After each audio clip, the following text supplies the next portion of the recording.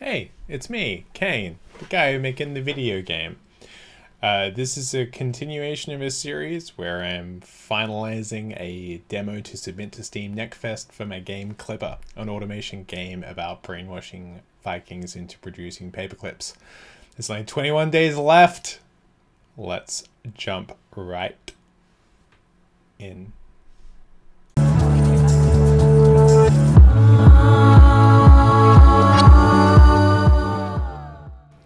Today I want to walk you through something that happens to me every month or so, which is I'm looking at the game, everything seems good, we're walking around, we're doing stuff, and then something is not right. Something is not right, and it's usually something to do with the light. You might say that the light is not right. What I'm talking about, of course, is lighting bugs, the worst kind of bugs, because they often involve very subtly broken things, where things kind of look mostly right, except something's just a little bit off. And they're mostly a really excruciating process of going through every single thing in the scene that's contributing to lighting, checking it through, and then just flipping shit around to try and see what works. Today I had a pretty nasty one. And, well, I suppose this big bug has been around for a while, but I actually discovered this bug probably today. And so I just want to walk you through what the bug looked like, what my process is for finding these bugs and tracking them down and fixing them. And I hope you find that interesting. So let's dive right in.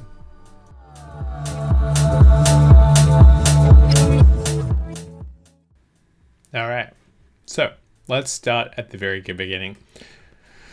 So we have our scene, we get our light in the sky, which we can see through looking through the ground. That's a normal thing. But as we look at the scene, things look kind of right. You know, we've got the light coming from this way, the shadows are going that way. You know, these are normal things that we expect. But if you look very closely, you can see something a little bit strange. So the first thing is that Dave's face looks really washed out. Now, this is not what, the final product of what Dave is going to look like, but he's pretty cool. He's like a kind of little weird round butt guy. But you can see that he's facing away from the sun, and yet his butt is really bright. So that struck out to me as kind of weird. And so, same thing. If I point his butt towards the sun, looks a bit dark. If he stands side on to the side, looks fine. Same thing again. Only when he's facing towards the sun. Now, I just initially just dismissed this as like, this is all in my head. This is, I shouldn't be paying attention to this. This isn't real. And this is how lots of graphic bugs sneak up on you. Is you've been looking at the same scene so long that you start to miss some of the little details.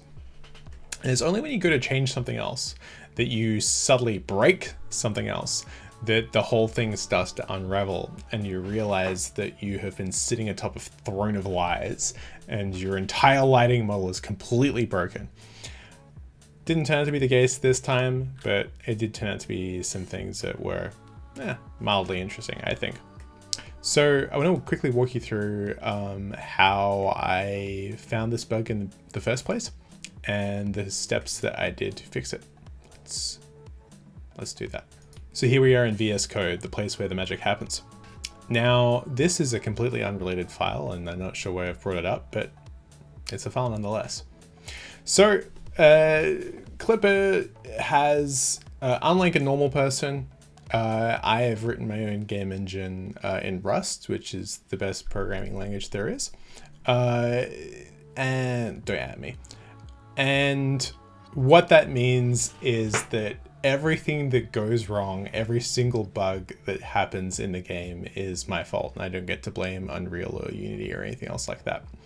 So while it makes for things being fun and interesting, it also means that like tiny little things like lighting bugs are entirely my responsibility. So I noticed when I was implementing some of the skybox stuff, like that's that guy you can see over here where you can see the sun in the background.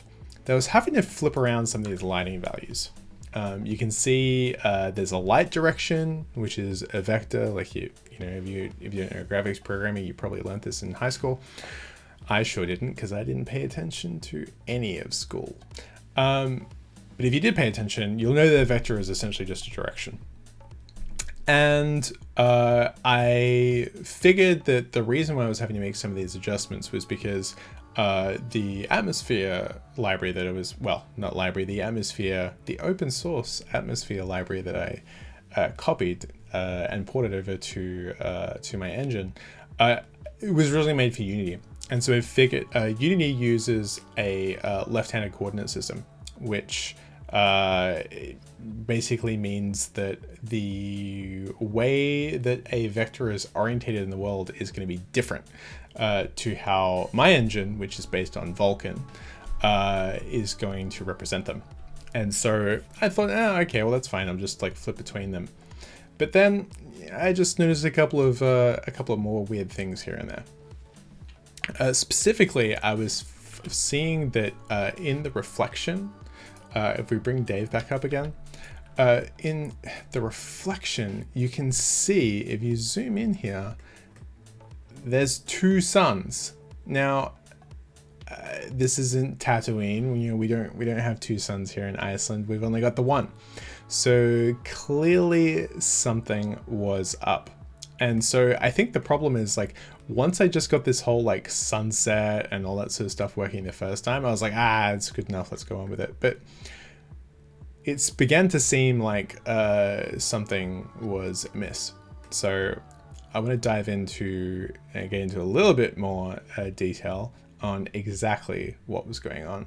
So the first thing I do whenever I'm debugging graphics things is I try to take things away, strip the layers back and try and see exactly what's going on. In any complicated scene, in any game, there's going to be, multiple light sources going on, or even if there's only one real light source, in our case, it's just the sun, there's going to be multiple ways that the light's going to be calculated.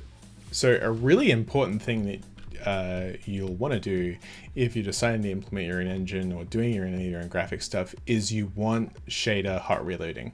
You want the ability to change the shader and have that be reflected in the game straight away. So what we want to do is something like this, where we can like just comment out this section. So the IBL contribution is the general ambient light that's coming through the scene. So we want to just comment that out. So you can see straight away that the scene looks completely different now. And this is just, again, just to emphasize, I think this is like one of the most important features to implement if you're doing your own graphic stuff, is this shader hot reloading thing. The ability to just come out arbitrary sections of your shader or change things or flip numbers around or whatever the hell else it is that graphics programmers do. But to make those changes and get like instant feedback on what's actually happening in your scene is just invaluable. So I highly recommend that, if you do have your own graphics tech that you're rolling, or you're interested in doing that, it's got to be like the first feature you implement. It makes such a huge difference. I'd been getting this advice from people for a while and I ignored them because I'm a moron. But once I finally listened to them, it's really changed my mind. So shout out to all the people who told me to do that. But straight away, you can start to see some weird stuff's going on, right?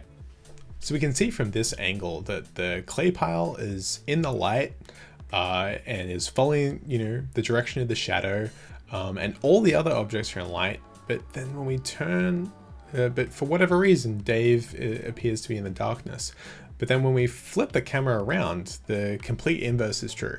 We can see that the clay pile here is in darkness, but Dave appears to be in the light. And in fact, we can notice this even more if we jump back into our code and we just get rid of our shadow thing here. So this is our visibility.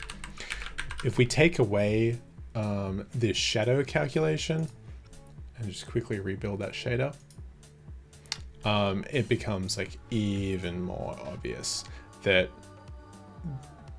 Dave is basically receiving light in reverse from everything else. So this is obviously not good. We don't want this to be happening. This is definitely something is off here. So at this point, what I wanted to do was just make sure that my calculation for the light direction was correct. You know, if yes, I can see that all the other objects in the scene are receiving the lighting correctly, but for whatever reason, we know that the light isn't behaving correctly. So let's just establish our ground truth, draw a line of the light into the scene, and see what that looks like. So drawing lines is pretty easy. I have a very straightforward system that takes a list vector of lines and draws them with the standard Vulkan line drawing stuff. I use release tweak, which was created by another fantastic Rust developer to help me like change these things in real time, so that if we go back into the game, we can see straight away that now we've got some lines drawing in the scene. So if we want to add a new line, all we need to do is just modify this little struct, game.debug lines, and we want to push a line, which is just a really simple struct with a couple of fields, start and end and a color. So that shouldn't be very surprising at all. So let's just give this a really simple white color. And for the, you'll figure it out. So for the start and end of the line, what I wanted to do was start at, some place like in the middle of the world. Like let's say, oh, those are floating point numbers. That's why you're cranky with me. Start, say, like a meter off the ground. So here, these positions are, again, in a right-handed coordinate system. So our Y is up, and we essentially want to start like a meter above the ground and then go in the reverse direction of the light here. So getting the light direction is pretty straightforward. We just do game.clock, get sunlight direction. So what we want to do is start at, I bet it's going to want me to import glam. It's fine. So let's start at, say, that same place, a meter above the ground. But what we're going to do is we're going to follow that vector in that sunlight direction by, let's say, like 100 meters. So if we throw that in and we restart the game, this is the fun part about Rust, is the compile times are just incredible.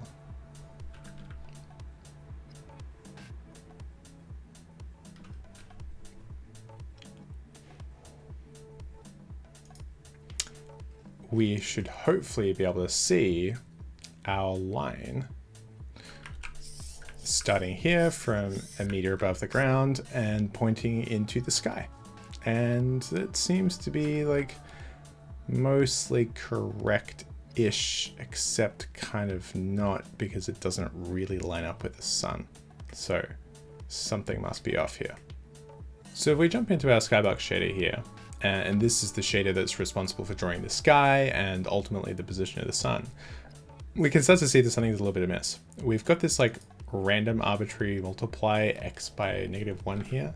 So this feels like the kind of thing that I was like mucking around with while debugging that kind of looked okay and decided that I'd probably come back to later or something, and looks like I forgot to come back to it. So let's just get rid of that, jump back into the game, and we can see that now our line lines up perfectly with the direction of the sun. So straight away we can see that like something is amiss here with our sunlight calculations. So a little bit more digging required.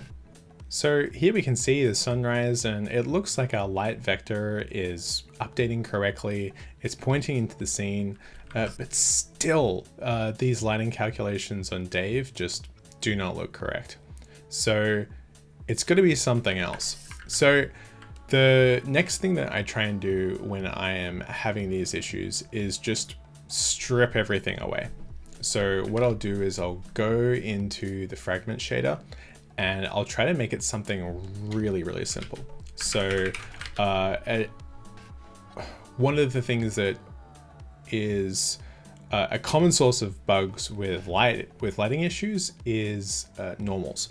A normal is basically, if you don't know what it is, it's a vector that basically is meant to point in the direction away from the fragment. Okay. So if we have like some arbitrary position, it's like this. It's meant to be a line that goes off that way. And now that's, not a perfectly technically correct answer. And I'm sure that math people have, much more complicated answers than that. But for me, as a simple working class man who does graphics, that's good enough to me. And so really importantly, if that vector is wrong, like let's say it's flipped around the other way and it's pointing in the other direction, all of our lighting calculations are going to be off. So first things first, let's visualize our normals and see what they look like. So jumping back into our VS Code, let's just set our color here to be a visualization of the normal. So we can, usual way to do this is you add 1 to the normal and then you divide that by 2. Why do you do that? I don't know, someone more clever than can tell you, but this is the usual thing. And so straight away, something is amiss. Let's have a look. One of these things is not like the others. One of these things just doesn't belong. So we can see that Dave's normals appear to be orientated completely different from all of his friends. This starts to smell more and more like a normal problem. So once he's facing in this direction, they seem to be about the same. So we can see the purple is on the left here and the more like yellowish color is on the right, and ditto from the other way around. But once he's facing in along his Z-axis, things are looking pretty messed up. So the first place to check is to make sure that the model is correct. So what I try and do is pull up a model viewer and do some visualization inside that, and just make sure that we can establish some ground truth to make sure that the problem is in our code or in the engine, or whether it's actually something to do with data, e.g. the model that we're working with. So let's bring that up and take a look. All right, so here I'm in Gestalter or Gestalter. Germans, I'm sorry for butchering your language, but I call it Gestalter. Here I am in Gestalter, which is software that's used for inspecting GLTF models, which is the model framework that we use. The program's pretty good. It's definitely better than inspecting the raw GLTF data yourself. There's a couple of little quirks that, if you're used to like a DCC like Blender or something like that, you can definitely sometimes miss some of those more full features. But as an inspector of a GLTF and just like having a ground truth, like being able to look at it and be like, okay, that's what it should look like. It doesn't look like that. Clearly something is wrong. It's just enormously helpful. So what I've done is like just set up a really simple scene where we've got our Dave model here, and I've thrown in a directional light to sort of replicate what we can see from the sun. And we can see that like those reflections appear to be correct. If we turn on the background and we sort of look in the direction of that building, and we look at his little face, look how cute he is, we can see that's being reflected correctly. And in fact, if we grab our directional light here, and we move that around, we can see that the light appears to update correctly. And in fact, if we just turn the environmental light off, like completely turn off that background stuff, and he's only lit by the directional light, it appears to be working correctly. And in fact, if we rotate the light around, it behaves in the way that we used to. We can take this even further and inspect the normals using Gestalter. I think this is actually where I picked up on that normal visualization stuff from. And appears like the normals are all correct. But we'll notice that we can see that the green ones are facing on the outside here, and we're pointing more towards the orange on this side. Why don't we jump back into Clipper and take a look? All right, so here we've got Gestalter, which is our ground truth, and then Clipper. So clearly we can see that something is wrong here. The green normals are facing on the right-hand side of his body, and the yellow ones are on the left-hand side of his body. Here we've got the blue and the green on the other side, so something is up. So looking through the code, trying to figure out, like in a situation like this, what I want to try and do is figure out like, what is it that's different about this thing that's setting it apart? And it wasn't immediately obvious to me why Dave would be treated differently from any other model, until I remembered that Dave is skinned. Now, when you're thinking about a robot, you wouldn't really think of skins. They're like a fleshy thing that sticks to your skeleton. Or your muscles more particularly. But skinning is just a general term for animation. Skinning is an enormously complicated topic that's way over my head, and far more than I'll be able to summarize it in this quick video. But needless to say, skinning is what allows complex animations to happen. And so Dave, as well as the Vikings, are skinned models. And so when their geometry is calculated, it's processed very differently from static models, which is what I was comparing everything else to. So what I wanted to do was bring up our vertex shader, which is where each of the points in the geometry are going to get calculated before they get turned into fragments and ultimately shaded into colors. Instantly, we can see that the way that the normal is treated between a non-skinned object, so here we can see skin ID equals no skin. Doing branching in the vertex shader, yes, this is a thing that can happen. We live in the future. GPUs are fast. You can branch on them. It's fine. And we can see here that the way the normal is calculated is going to be different. So here we're just taking the normal and multiplying it by the normal matrix, but instantly my spider sense starts to tinkle here. This feels wrong. I just, from a while of doing graphics programming, matrices should be on the left and points should be on the right. That's sort of how it works. In fact, we can arrange our, an amazing tip that I picked up from resident math genius and all-round great guy, Rasmus, is to arrange the variable names of your matrices as such that they line up here. So we can see world from local multiplied by local from skin, and then you could maybe call this skin position or something like that, just so you can see what that chain is meant to look like. And here we can start to see that something looks a little bit amiss. So one of the first things I wanted to do is break this out, just so it's like a little bit more readable. One of the things I hate, and I hate many things about GLSL, but one of the things I really hate about it is just it not having the tooling of a normal programming language, or modern programming language, let's say, where we have things like automatic formatting and linters and all that sort of stuff.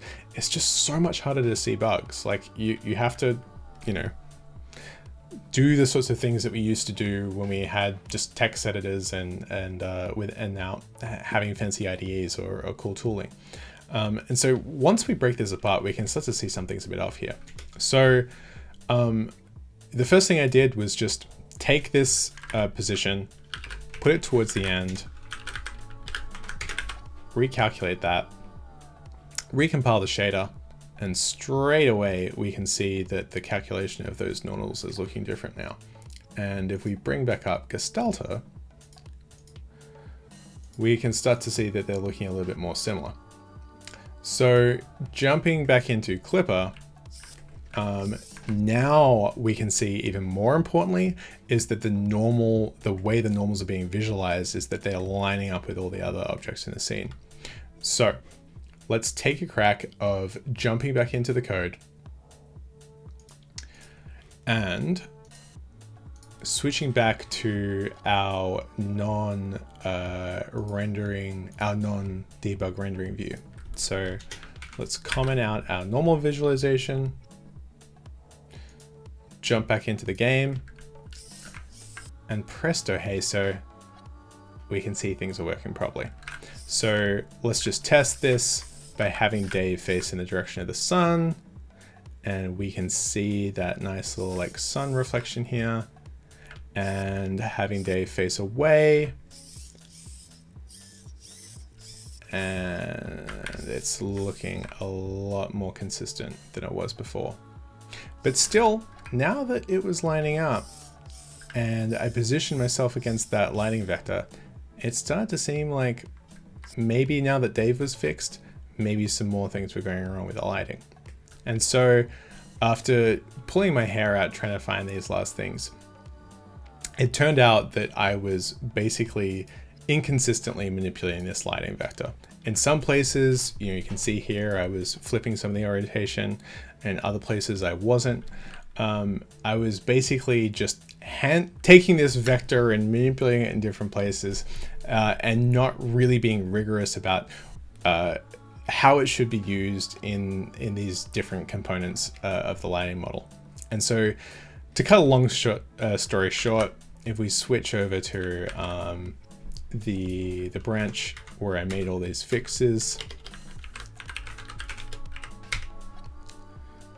oh, it's sad about all these like little rubbish things I've made. Let's just burn them with fire.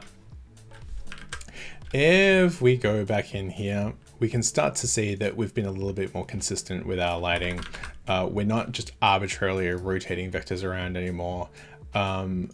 It turned out that the expectation of the light direction vector in that atmosphere model I was talking about is that the light direction should be reversed.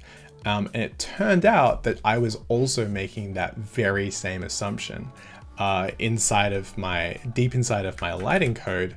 If we pull that up, the light direction, the point to light vector, which is calculated in our direct lighting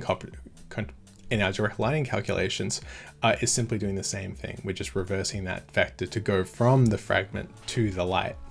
And so just being consistent about that, making sure that we're always treating the light in the same way, has meant that we have things working a lot better. So let's quickly pull up the game. Wait for those fun compile times. Just think about all the reflection you can do in your life and all the regrets that you have and the things that never will be. Anyway, bringing the game back up and resizing the window so it looks a little bit better. We can now see that we've got some nice consistent lighting. When we're facing in the direction of the sun, hello sun, we can see our nice sun reflection. When we face away from it, we see ourselves more in shadow. It's a little bit harder to see when we're at high noon, but needless to say, the lighting is looking a lot better overall. And I think just to prove the point, I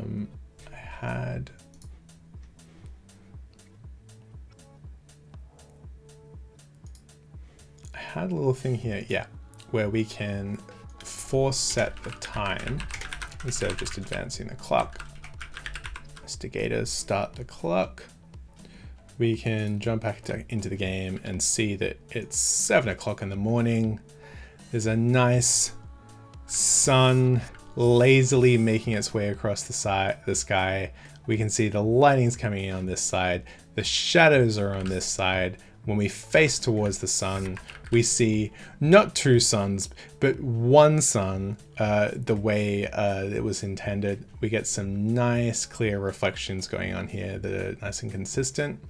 There's a little bit of like shadow acne and some things bumping going on. That's a problem for another day. But overall, a day of mucking around and debugging and trying to fix things that were ultimately bugs of my creation. Again, the fun thing when you're making your own engine is you've got no one to blame but yourself. But ultimately, just I thought it might be really interesting to show you what getting these little details right looks like, and just you know, anytime you play a production video game, just be in complete awe of how anything ever looks remotely good, because my goodness, there is an incredible amount of work going on to take a complex thing like the interaction between light and materials and turn that into software. It's truly magic, and I don't know, when you get to see these as finished products, when it's actually friggin' working and everything's lined up, there's not many more things you can do with a computer that are as fun as this.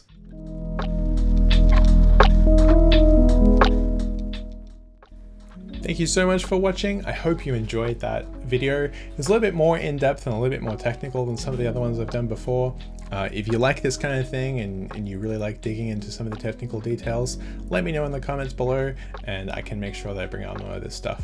As always, thank you so much for watching. If you'd like to support the work I'm doing here, please subscribe to the channel. I can see for whatever reason people are beginning to do that already. That's very flattering and very nice. Please keep it up. And if you want to support me financially, that'd be very much appreciated. You can check out the link to my Patreon in the description below. Thanks very much, and I'll see you next time.